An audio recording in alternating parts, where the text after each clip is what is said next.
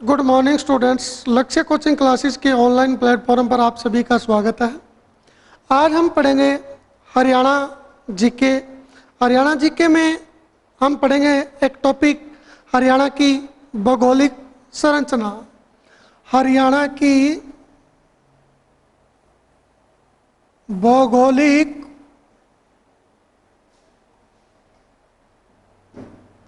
संरचना कि हमारा हरियाणा है उसका भौगोलिक संरचना किस प्रकार की है। तो देखिए, भूगर्भिक इतिहास की हम बात करें तो जो हमारा हरियाणा है वो किसका भाग था? गोंडवाना लैंड का। किसका भाग था? भूगर्भिक इतिहास की बात करें तो हमारा हरियाणा किसका भाग था? गोंडवाना लैंड। तो गोंडवाना लैंड क्या है? तो देखिए, जर्मनी का एक प्रसिद्ध जलवायु विज्ञानवेत्ता था, उसका नाम था अल्फ्रेड वेगनर। इसने एक सिद्धांत दिया था, महाद्वीपीय और महासागरों से संबंधित महाद्वीपीय विस्थापन सिद्धांत। महाद्वीपीय विस्थापन सिद्धांत 1912 में।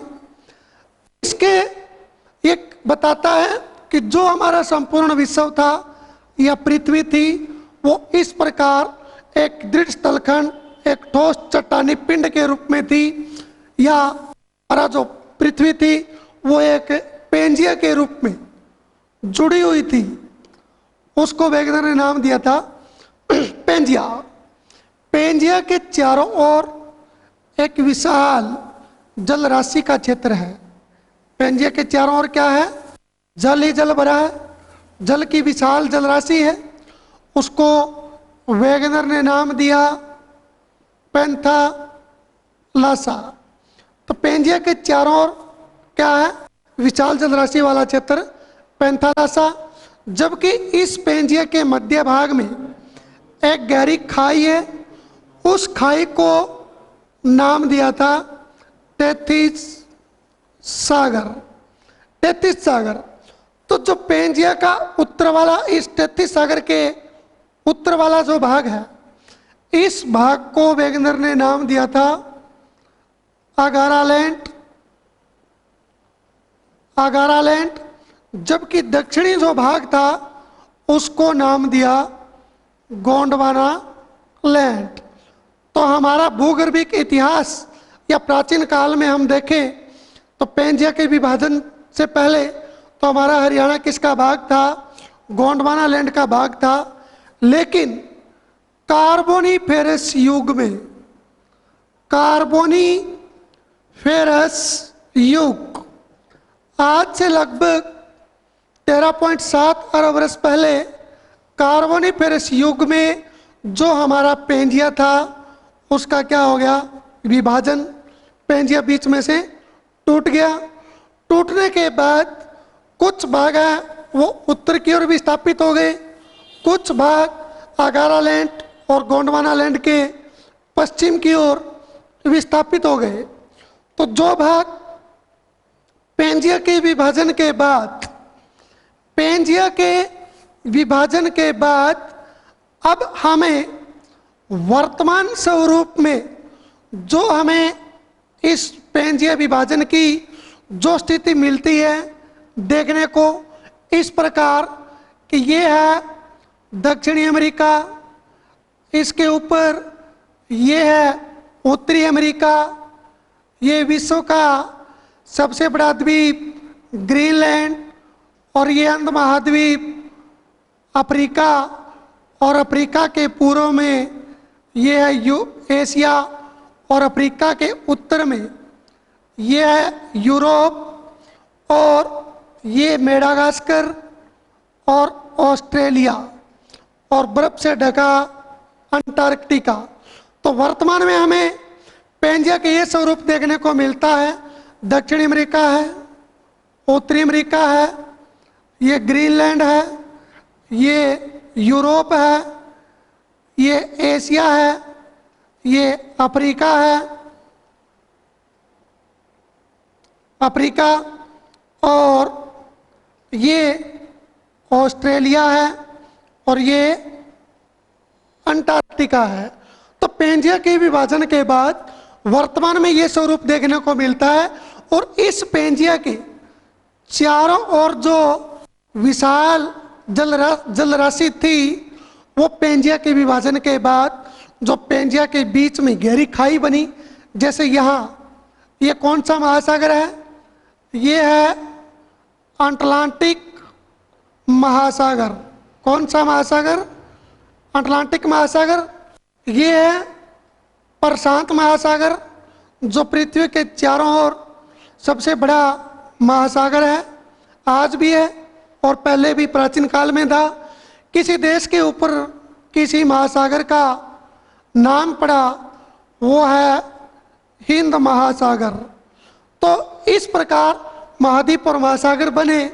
तो जो हमारा ये प्रायद्वीपीय भारत था, ये जो प्रायद्वीपीय भारत हम भारत के भौतिक स्वरूप में या इंडियन ज्योग्राफी में पढ़ते हैं, ये किसका भाग था? ये कभी गोंडवाना लैंड का भाग था, लेकिन प्लेट संचलन के कारण या पेंजिया के विभाजन के कारण ये किस तरफ इसका विस्थापन हुआ? ये उत्तर की ओर विस्थापन हो गया, जो वर्तमान में किस भाग में आ गया? ये उत्तर की तरफ या अगारालैंड की तरफ आ चुका है। तो आगे देखिए, हम पढ़ रहे हैं हरियाणा की भौगोलिक संरचना की भूगर्भिक इतिहास में हरियाणा किसका भाग था? गोंडवाना लैंड का भाग था। उसके बाद आता है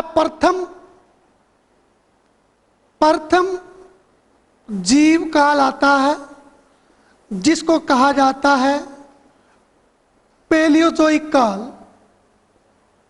पैलियोजोइक काल, इस काल के अंदर हरियाणा तो दूर की बात की एक छोटा सा प्रदेश है, जबकि विश्व के भिन्न भिन्न भागों में भी किसी भी प्रकार की कोई भौगोलिक अवस्थिति में कोई विशेष परिवर्तन देखने को नहीं मिला। उसके बाद आता है दूसरा, जो मेसोजोइक। मेसोजोइक जिसको बोलते हैं मध्य जीवकाल। तो इन दोनों ही कालों में, पैलियोजोइक काल और मेसोजोइक काल में, विश्व के भिन्न भिन्न भागों में, या हम बात करें कि मेसोजोइक काल के समय में विश्व के कुछ भागों में थोड़ा बहुत जो भौगोलिक अवस्थिति में परिवर्तन देखने को मिला, परंतु हम हरियाणा की बात करें तो उस हरियाणा में जो केनोजोइक काल है, केनोजोइक काल जिसका समय रहा जो 4 करोड़ वर्ष से 6 लाख वर्ष तक रहा, जिसका समय 4 करोड़ वर्ष से 6 लाख वर्ष तक रहा। इस काल में, केनोजोइक काल में, जो हरियाणा की जलवायु, हरियाणा की भौगोलिक संरचना, या हम कहें कि उसके आकार, उसके उच्चावच में ये परिवर्तन है, केनोजोइक काल में हमें देखने को मिला। तो केनोजोइक काल में भी विश्व के भिन्न भिन्न भागों में भी भौगोलिक संरचना में परिवर्तन देखने को मिले। तो उसी समय, इसी काल में हरियाणा की जलवायु निर्धारित हुई, हरियाणा की भौगोलिक संरचना निर्धारित हुई कि हरियाणा की भौगोलिक संरचना कैसी है, तो हरियाणा की जलवायु कैसी है। तो हरियाणा की भौगोलिक संरचना की बात करें तो हरियाणा का अधिकांश भाग, हम बात करें तो हरियाणा का अधिकांश भाग है वो क्या है? मैदानी है। मैदानी है, यानी कि हरियाणा में पर्वत और चट्टानी या पहाड़ी भाग बहुत ही कम देखने को मिलता है। हरियाणा एक संपूर्ण जलोढ़ मिट्टी से बना हुआ एक मैदानी भाग है, जो कभी गोंडवाना लैंड का भाग होता था, परंतु प्लेट संचलन, अंतर्जात और बहिर्जात बलों के प्रक्रम के कारण जो हरियाणा की भौगोलिक संरचना है वो समय के साथ साथ बदलती गई। तो हरियाणा का अधिकांश भाग मैदानी है।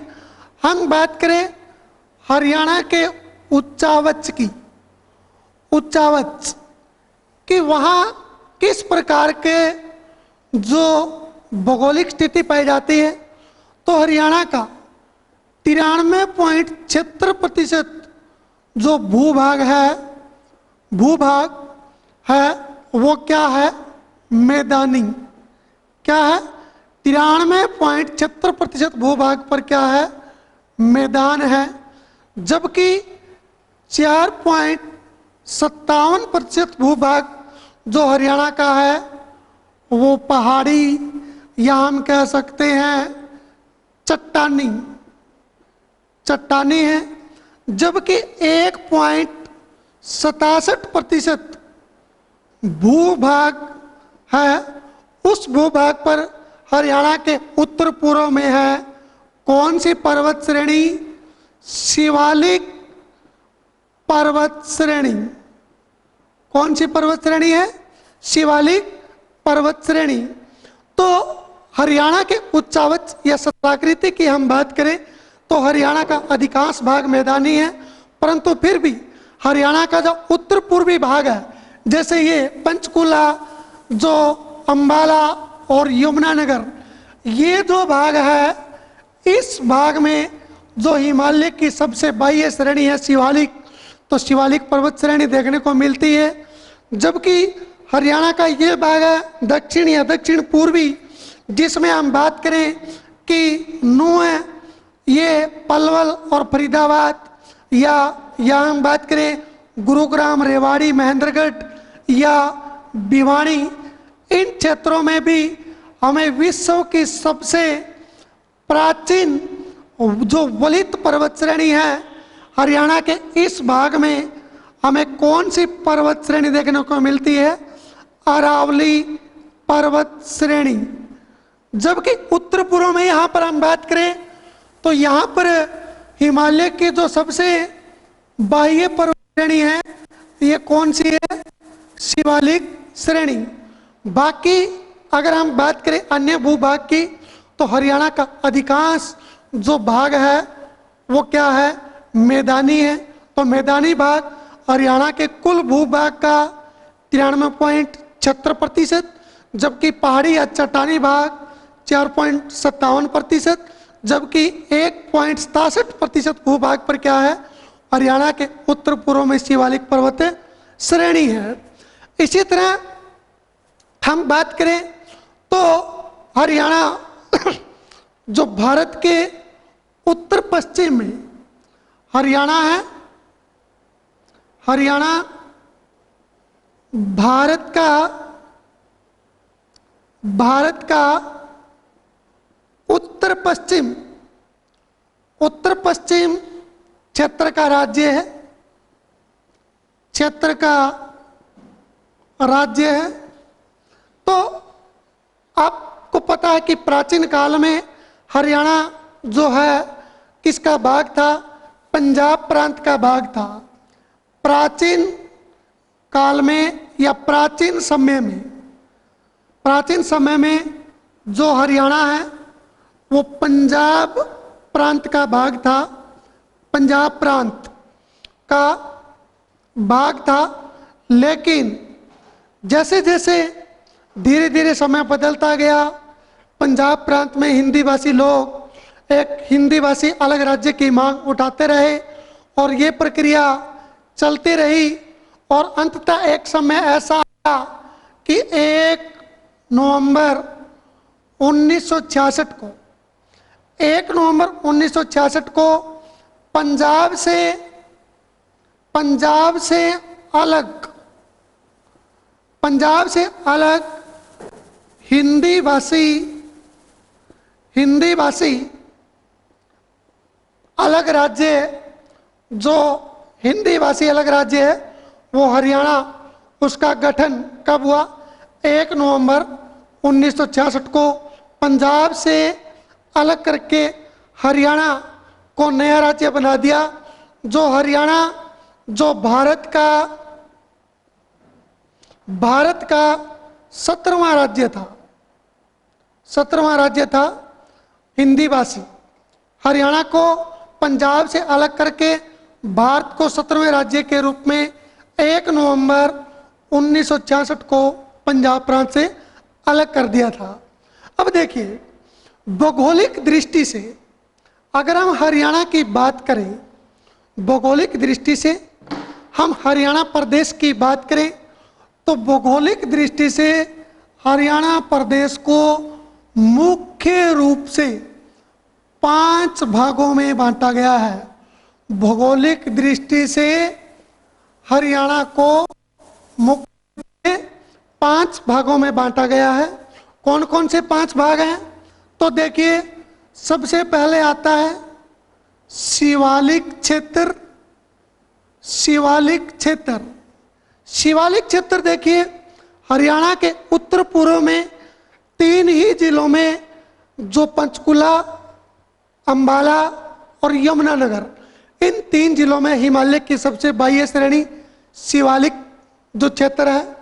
उसके बाद शिवालिक के जो पास लगता हुआ जो भाग है, इन्हीं तीनों जिलों का, पंचकुला का या अंबाला का और यमुनानगर का। इस भाग में शिवालिक के साथ लगता यह भाग, ये कहलाता है गिरिपदीय मैदान, जो शिवालिक के दक्षिण में 25 किलोमीटर चौड़ी पट्टी में फैला है। चौड़ी पट्टी में फैला है गिरिपदीय मैदान। तो शिवालिक श्रेणी, गिरिपदीय मैदान। गिरिपदीय मैदान के बाद आता है तीसरा जलोढ़ मैदान। इसको हम कह सकते हैं घग्गर यमुना का मैदान, यमुना का मैदान। देखिए, जो जलोढ़ मैदान है, आपको पता है कि हरियाणा उत्तर भारत के विशाल मैदान में आता है और संपूर्ण मैदान जलोढ़ मिट्टी से ढका है। लेकिन हरियाणा में जो जलोढ़ मैदान है, उसकी जो पश्चिमी सीमा है, पश्चिमी सीमा तो घग्गर नदी निर्धारित करती है और पूर्वी सीमा जो है कौन सी नदी निर्धारित करती है? यमुना।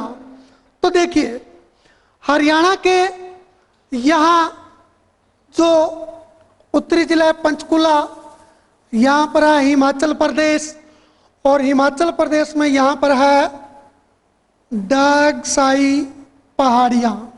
कौन सी पहाड़ियाँ? डागसाई की पहाड़ियाँ हैं। वहाँ से एक नदी आती है, पंचकुला अंबाला से होती हुई, पंचकुला अंबाला से होती हुई कैथल, फिर पंजाब और फिर फतेहाबाद और सिरसा और आगे राजस्थान। यहाँ से बहती हुई एक नदी निकलती है। इस नदी को मृत नदी भी कहते हैं, क्योंकि ये नदी है केवल जो मानसून ऋतु में या वर्षा की इसमें जल बहता है, अधिकांश समय तक ये नदी सूखी रहती है। तो ये हिमाचल प्रदेश की डागसाई पहाड़ियों से एक नदी निकलती है। कौन सी नदी है? घग्गर नदी। तो घग्गर नदी जो हरियाणा का घग्गर यमुना का मैदान कह लो या जलोढ़ का मैदान कह लो, इसकी पश्चिमी सीमा का निर्धारण करती है। जबकि हम बात करें कि यहाँ जो यमुनानगर, इसकी सीमा लगती है हिमाचल प्रदेश और उत्तराखंड के साथ। तो उत्तराखंड में यहाँ पर है यमुनोत्री, यमुनोत्री हिमनद। वहाँ से एक नदी निकलती है जो यमुनानगर से बहती हुई वो करनाल, पानीपत, सोनीपत, दिल्ली, फरीदाबाद, पलवल आगे उत्तर प्रदेश में चली जाती है। तो ये नदी है वो हरियाणा की सबसे पूर्वी नदी है। और इस नदी को हमें ये क्वेश्चन HSSC में पूछा भी जा चुका है कि हरियाणा और उत्तर प्रदेश के बीच कौन सी नदी सीमा बनाती है। तो हरियाणा और उत्तर प्रदेश के बीच ये नदी है जी यमुना। तो यमुना नदी, अब यमुना नदी इसके जलोढ़ मैदान का पूर्वी सीमा को निर्धारित करती है, जबकि घग्गर नदी इस मैदान की पश्चिमी सीमा को निर्धारित करती है। उसके बाद फोर्थ आता है कि शिवालिक क्षेत्र, गिरिपदीय मैदान, जलोढ़ मैदान। फोर्थ आता है बालुका युक्त रेतीला शुष्क मैदानी क्षेत्र, शुष्क मैदान, या हम कह सकते हैं बालुका स्तूप युक्त या बालुका टिब्बा, जिसको हम स्थानीय भाषा में टिब्बा कहते हैं। बालुका युक्त रेतीला शुष्क मैदान जो हरियाणा के किस भाग में है? तो देखिए, ये है हमारा जिले सिरसा के दक्षिणी भाग से लेकर सिरसा, फतेहाबाद, हिसार, भिवानी, चरखी दादरी, महेंद्रगढ़, रेवाड़ी, गुरुग्राम नु है। ये जो क्षेत्र है, ये जो पूरा क्षेत्र है, ये क्षेत्र है हरियाणा का दक्षिणी पश्चिमी भाग। और दक्षिणी पश्चिमी भाग आप सभी को पता है कि दक्षिणी पश्चिमी भाग की सीमा किसके साथ लगती है? राजस्थान के साथ। और राजस्थान के साथ सीमा लगती है तो यहाँ दक्षिण पश्चिम से उत्तर पूर्व की ओर तेज धूल भरी आंधियां चलती है और इस मरुस्थलीय क्षेत्र से जो रेत के कण उठाकर हरियाणा के दक्षिणी पश्चिमी भाग में जमा कर देते हैं। तो यहाँ पर एक रेतीला बालुका स्तूप युक्त या बालुका रेतीला शुष्क मैदान जो है उसका निर्माण होता है। कहाँ? हरियाणा के दक्षिणी पश्चिमी भाग में। पांचवा आता है अरावली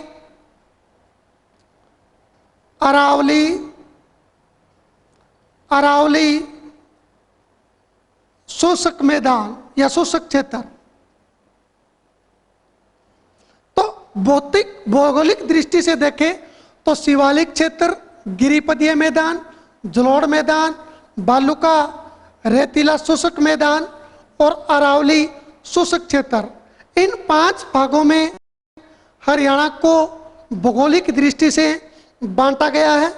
परंतु अगर हम बात करें हरियाणा के प्रसिद्ध भूगोलवेता कौन है भाई? हरियाणा के प्रसिद्ध भूगोलवेता डॉक्टर जसवीर सिंह। तो देखिए, हरियाणा के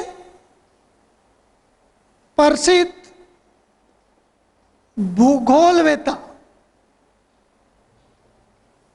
भूगोलवेता है डॉक्टर जसवीर सिंह।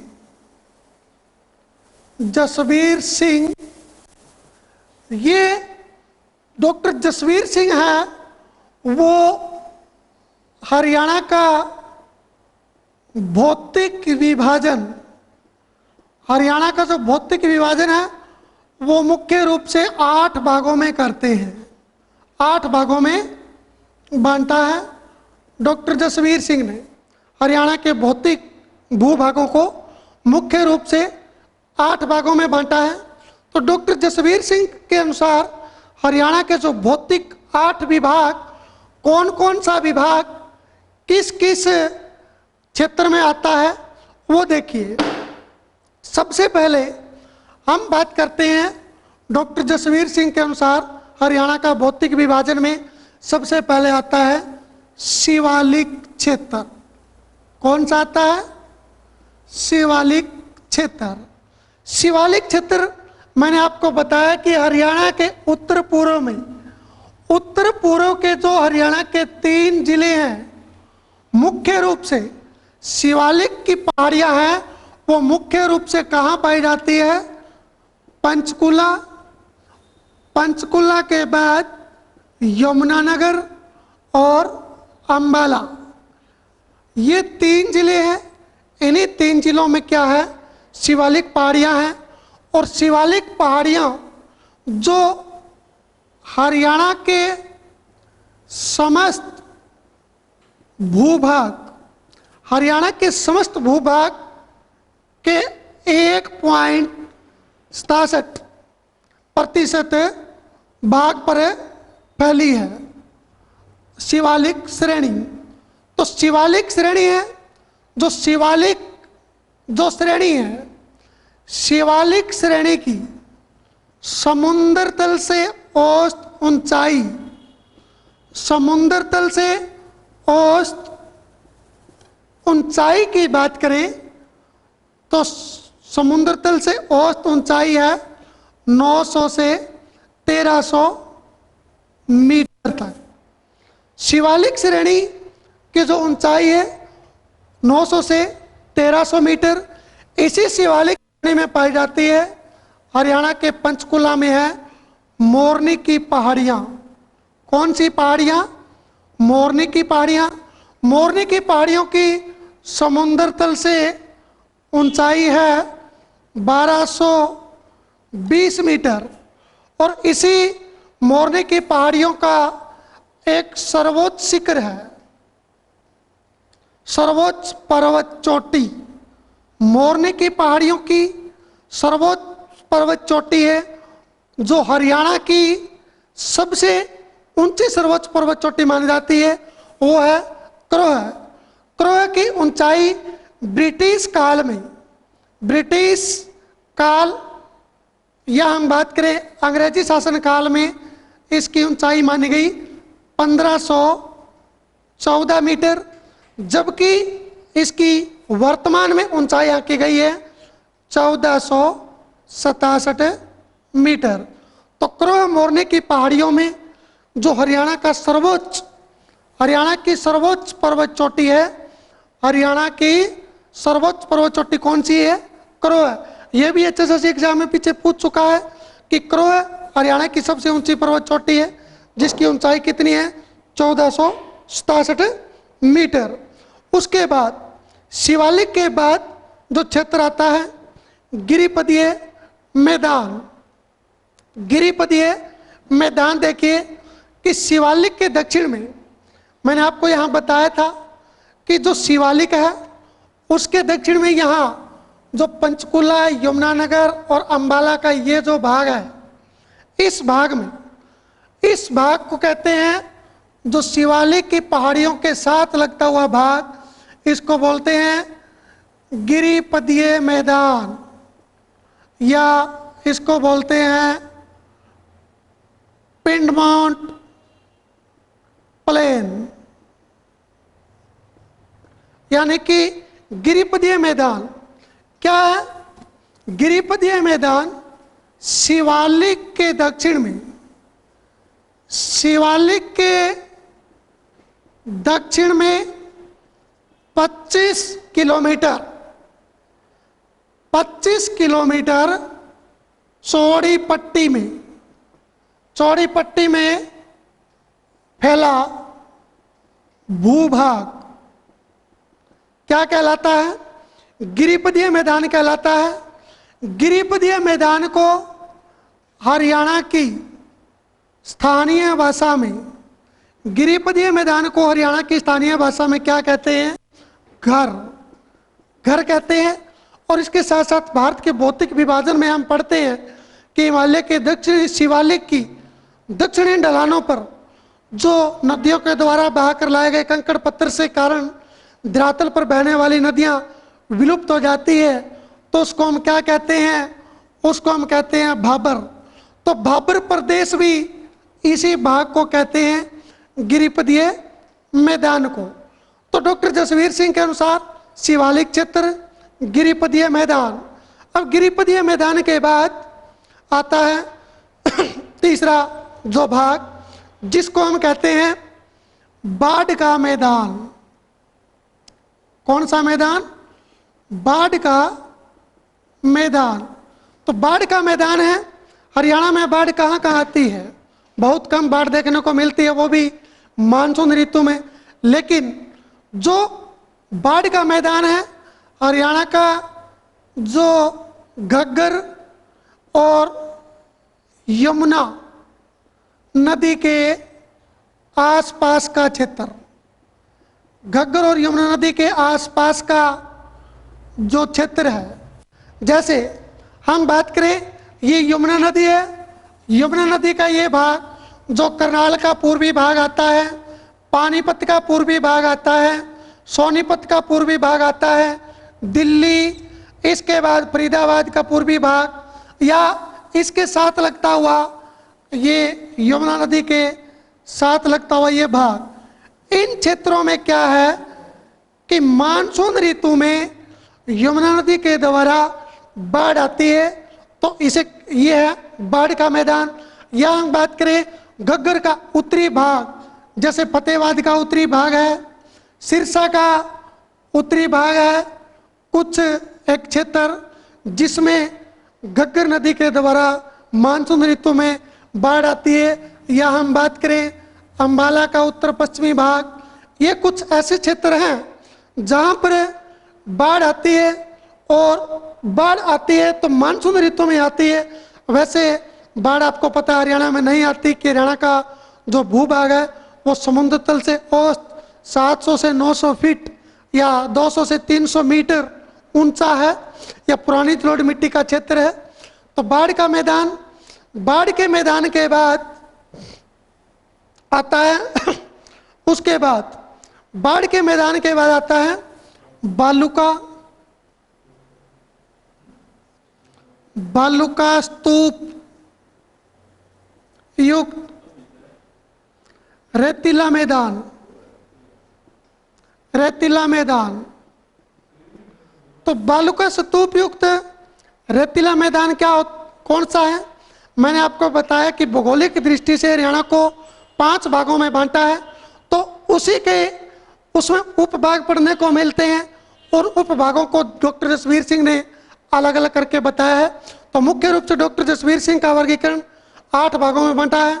तो हम पढ़ रहे हैं जो शिवालिक क्षेत्र पढ़ चुके हैं, गिरिपदीय मैदान, बाढ़ का मैदान, और हम चौथा पढ़ रहे हैं बालुका स्तूप युक्त रेतीला मैदान। बालुका स्तूप युक्त रेतीला मैदान है वो यहाँ दक्षिण पश्चिम में ग्रीष्म ऋतु में यहाँ हवाएं उत्तर पूर्व की ओर चलती है, और यहाँ सिरसा का दक्षिणी भाग, फतेहाबाद, हिसार, भिवानी, सरखी दादरी, महेंद्रगढ़, रेवाड़ी, इन सभी जिलों के दक्षिणी और दक्षिणी पश्चिमी भाग में रेतीले टिल्ले पाए जाते हैं, या हम कह जाते हैं कि रेत के टिल्ले, या हम स्थानीय भाषा में इसको कहते हैं टिब्बा। ठीक है, ये पाए जाते हैं। इस प्रकार रेत के टिल्ले पाए जाते हैं हरियाणा के इस दक्षिणी पश्चिमी भाग में।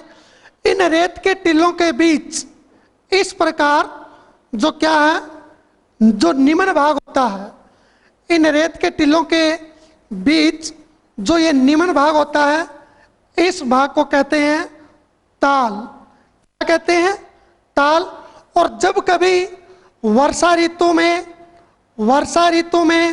वर्षा होती है, तो यहाँ ये 2 टिल्लों के बीच जो ताल होती है उसमें जल भर जाता है, और जल भरने के बाद ये क्या बन जाती है? अस्थायी झील। अस्थायी झील बन जाती है। इस अस्थायी झील को हरियाणा की स्थानीय भाषा में कहते हैं ठूंठ, या कहते हैं बावड़ी। क्या कहते हैं? इस अस्थायी झीलों को हरियाणा की स्थानीय भाषा में क्या कहते हैं? ठूंठ या बावड़ी कहते हैं। तो जो बालुका स्तूप युक्त रेत का मैदान है वो हरियाणा के केवल दक्षिणी पश्चिमी भाग में ही पाया जाता है, क्योंकि इसी ये भाग जो राजस्थान के साथ लगता है, तो ग्रीष्म ऋतु में चलने वाली धूलभरी जो पवन के कारण इस भाग में भालू का स्तूप देखने को मिलते हैं। आगे हम बात करते हैं जलोढ़ मैदान।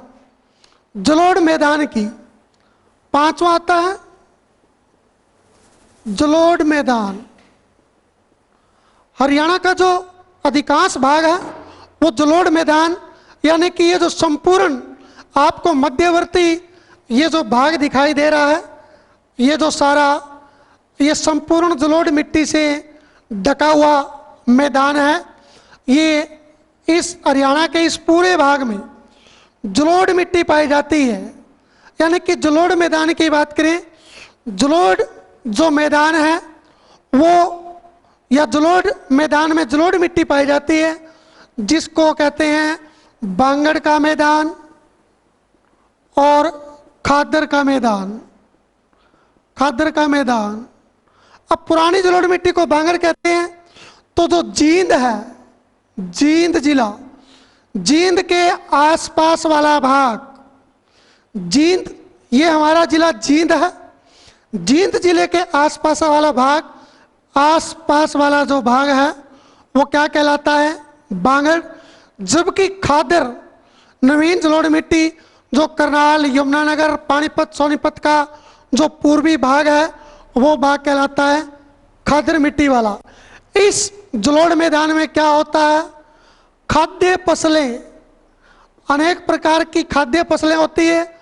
जैसे हम बात करें गेहूं की या चावल की या अनेक प्रकार की व्यापारिक फसलें जैसे गन्ना और कपास, इस प्रकार की खाद्य और व्यापारिक फसलें भी इस मैदान में देखने को मिलती है। जलोढ़ मैदान के बाद जो आता है तरंगित, छठे नंबर पर आता है तरंगित या उर्मिल मैदान। देखिए तरंगित और उर्मिल मैदान क्या होते हैं? जैसे हम भिवानी में देखते हैं, भिवानी में यहाँ पर तोशाम की खानक है, भिवानी में यहाँ पर तोशाम की खान है, या ये जो इसके जो साथ लगता हुआ ये भाग है, यहाँ पर क्या है कि जहाँ बालू रेत और कंकड़ पत्थर दोनों प्रकार की सतलाकृतियाँ या दोनों प्रकार के जो खनिज मिलते हैं, वहाँ पर क्या मिलता है? तरंगित उर्मिल मैदान मिलते हैं।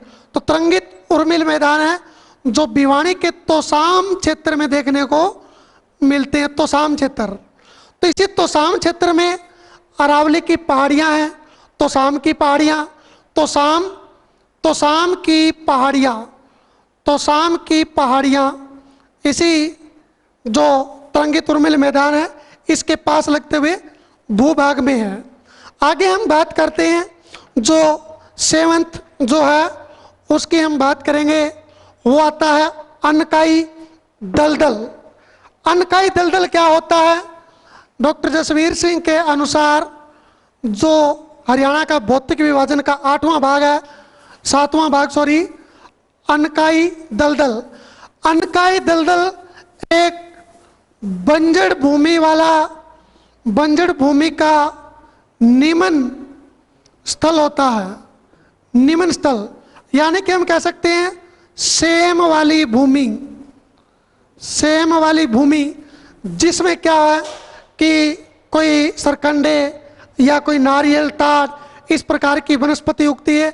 ये जो हमारा सिरसा का दक्षिणी भाग है, ये जो क्षेत्र है, इस क्षेत्र में ये जो सिरसा का दक्षिणी भाग है, नाथुरी चोपटा तहसील जो विशेष रूप से आती है, ये भाग है वो अनकाई दलदल ये भाग कहलाता है, जो अधिकांश मुख्य रूप से सिरसा जिला में पाया जाता है। अनकाई दलदल लास्ट आता है जो डॉक्टर जसवीर सिंह वर्गीकरण के अनुसार वो आता है अरावली, अरावली शुष्क मैदान। देखिए अरावली शुष्क मैदान का विस्तार है वो हरियाणा के महेंद्रगढ़, रेवाड़ी, इसके साथ साथ बात करें फरीदाबाद, भिवानी, इन्हीं जिलों में गुरुग्राम, और इसका विस्तार है वो झज्जर तक देखने को मिलता है। इन्हीं जिलों में अरावली का विस्तार है, यानी कि ये है भिवानी। भिवानी में अरावली की पहाड़ियों पर अगर हम बात करें, भिवानी में, यहाँ भिवानी में अरावली की पहाड़ियों पर है तोशाम की पहाड़ियाँ। कौन सी पहाड़ियाँ? तोशाम की पहाड़ियाँ, जिनकी समुद्र तल से औसत ऊंचाई है 207 मीटर। ये तोशाम की पहाड़ियाँ हैं, वो खनिज पदार्थों की दृष्टि से धनी मानी जाती है या धनी है। इसी तोशाम की पहाड़ियों जो है मुंगिप्पा, मुंगिप्पा नाथ का जो डेरा है और मुंगिप्पा नाथ का मेला यहीं लगता है। तो अरावली, शुष्क मैदान, फरीदाबाद, यानी कि अरावली की बात करें तो इसका जो अधिकांश जो विस्तार है वो कहाँ देखने को मिलता है? राजस्थान में। यानी कि अरावली की कुल लंबाई 692 किलोमीटर है, परंतु उसका 550 किलोमीटर जो लंबाई है वो केवल और केवल राजस्थान में देखने को मिलती है। तो हरियाणा में जो अरावली है, अरावली एक विश्व की सबसे प्राचीन अवशिष्ट वलित पर्वत श्रेणी है, एक शुष्क मैदानी क्षेत्र है जिसका विस्तार गुजरात के पालनपुर से लेकर दिल्ली के रायसीना पहाड़ी तक है। और रायसीना पहाड़ी पर ही मुगल गार्डन बना है, मुगल गार्डन जिसको वर्तमान में हम कहते हैं राष्ट्रपति भवन। तो देखिए, डॉक्टर जसवीर सिंह के अनुसार हमने हरियाणा के भौतिक विभाजन के 8 जो भागों में बांटा। सबसे पहले हमने पढ़ा शिवालिक श्रेणी, शिवालिक श्रेणी के बाद हमने दूसरा पढ़ा गिरिपदीय मैदान, गिरिपदीय मैदान के बाद तीसरा हमने पढ़ा बाढ़ का मैदान, और बाढ़ के मैदान के बाद चौथा हमने पढ़ा बालू का स्तूपयुक्त रेतीला मैदान, और उसके बाद पांचवा हमने पढ़ा जलोढ़ मैदान। जलोढ़ मैदान मैंने आपको बताया खाद्य और व्यापारिक फसलों के लिए उपयुक्त उपजाऊ मिट्टी वाला क्षेत्र, जिसमें बांगड़ पुरानी जलोढ़ मिट्टी, खादर नवीन जलोढ़ मिट्टी। उसके बाद यहाँ हमने पढ़ा जो छठा तरंगित उर्मिल मैदान, तरंगित उर्मिल मैदान है, ये तोशाम वाले क्षेत्र भिवानी में पाया जाता है। उसके बाद सातवां पढ़ा अनकाई दलदल जो सिरसा के दक्षिणी भाग, ये नाथुरी चोपटा तहसील मुख्य रूप से आती है इसके अंदर। और आठवां हमने पढ़ा अरावली पर्वत या अरावली शुष्क मैदान। तो डॉक्टर जसवीर सिंह के अनुसार हरियाणा के ये मुख्य 8 भौतिक विभाजन हरियाणा का 8 भागों में किया है। तो आगे नेक्स्ट क्लास में हम हरियाणा से संबंधित पढ़ेंगे जो हरियाणा की जलवायु, हरियाणा की मिट्टी, हरियाणा की कृषि की भौतिक विभाजन या भौतिक स्वरूप में हरियाणा में किस प्रकार की जलवायु, मिट्टी, कृषि होती है या पाई जाती है। आज के लिए थैंक यू।